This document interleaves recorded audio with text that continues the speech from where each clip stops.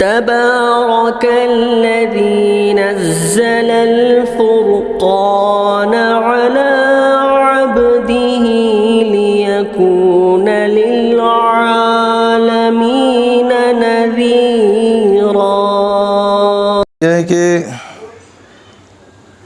Instagram इस्तेमाल करना कैसा है। देखिए, सोशल मीडिया का इस्तेमाल आप चाहे सही तरीक़े से इस्तेमाल करें तो आपको उससे फ़ायदा भी मिलेगा और उम्मत को भी इसका फ़ायदा होगा।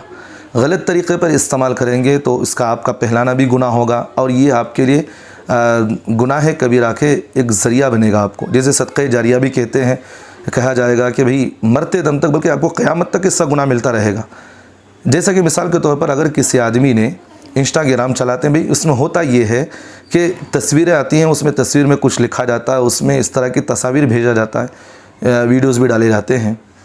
अगर आप उसको सही तरीक़े पर इस्तेमाल करें तो इसको आपको सवाब मिलेगा। अगर आप इसे गलत इस्तेमाल कर रहे हैं, वीडियोज़ बना रहे हैं, गलत चीज़ें, जो बेकार की चीज़ें, जो फ़ोटो पकड़े, इस तरह की बहुत सारी चीज़ें आपने डाल दिया उसमें, तो गए कि आपके लिए क़यामत तक के लिए सदक़े जारिया हो गया। अब आपको जितने भी लोग इससे देखेंगे ये गुनाह पहलेगा। इस तरह की चीज़ों से परहेज़ करें।